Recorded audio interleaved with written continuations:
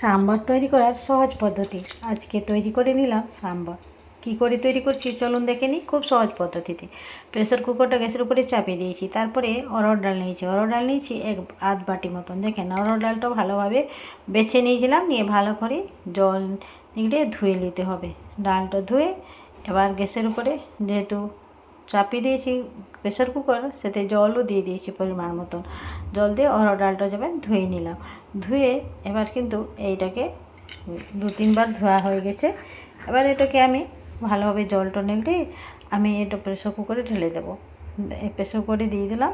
জলটা যেহেতু ফুটে গরম হয়ে গেছিলো, এবার গরম জলে আমি অরহর ডালটা দিয়ে দিলাম। নিয়ে এবার এখানে দিয়ে দিলাম এবার সবজি। কী কী সবজি দিয়েছি দেখেন। কিছু আপনার ঘরে যা যা সবজি থাকবে সব সবজি এখানে দিতে পারবে, যে পেঁপে, তারপরে ডাঁটা, গাজর, বেগুন, লাল ডাঁটা, লাল খোড়া, তারপরে টমেটো দিয়ে দিয়েছি। তারপরে দিয়েছি এখানে মূলো। এই সব দিয়ে সব সবজি দিয়ে নুন লবণ হলুদ দিয়ে দিলাম। তারপরে একটু কারি পাতা গাছ থেকে বেরিয়ে নিয়ে কারি পাতা দিয়ে দিলাম। নিয়ে গ্যাসের এই যে প্রেসার কুকারের ঢাকনাটা ভালোভাবে টাইট করে দিলাম। দিয়ে এবার কিন্তু এখানে দেওয়ার জন্য কিছু জিনিস উপকরণ লাগবে, যেটা কালো সরষে, এটা তেঁতুলগুলা হয়েছে।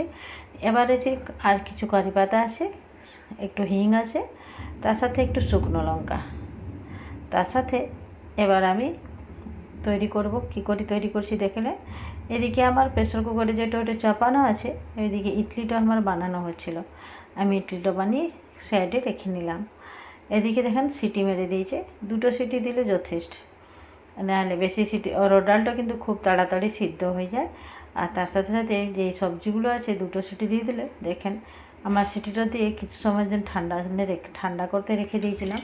নিয়ে তারপরে দেখেন খুলে দেখেছি এই ডালটা সম্পূর্ণ সিদ্ধ। এবার কিন্তু জলটা আমি তেঁতুলের মণ্ডটা যে বার করে রেখেছিলাম সেটা দিয়ে দিলাম। তারপরে সামান্য একটু গুড় দিয়েছি, দিয়ে এইখানে ঢাকা চাপা দিয়ে রেখে দিলাম। আবার নিয়ে এবার কড়াইতে 2 চামচ পরিমাণে তেল নিয়েছি। তেলে কালো সরষে অ্যাড করে দিলাম। কালো সরষে দেওয়ার পর এখানে দিয়ে দিলাম শুকনো লঙ্কা দিয়ে তারপরে যে একটু পারা মৌরি দিয়েছি। মৌরিটা দিয়ে সেই শুকনো লঙ্কা আর যে কারি পাতাটা দিয়ে ভালোভাবে একটু ফুটিয়ে নিলাম। নিয়ে যে হিংটা একটু রেখেছিলাম, হিংটাও একটু দিয়ে দিয়েছিলাম, সেটা বলতে আপনাকে ভুলে গিয়েছিলাম। তেলের উপরে তাও দিয়েছিলাম। নিয়ে তারপরে সেই প্রেসার কুকারটা খুলে এখানে আমি ছেড়ে দিলাম। এবার কিন্তু 1-2 ফুট ফুটিয়ে নিতে হবে এটাকে। দেখেন দিয়ে একটু ভালোভাবে নেড়ে চেড়ে দিয়ে দেখেন আমার সাম্বার রেডি।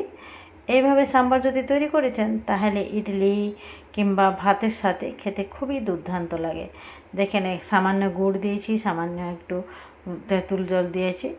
এটা যেন পারফেক্ট হয়েছে সব জিনিসের জন্য।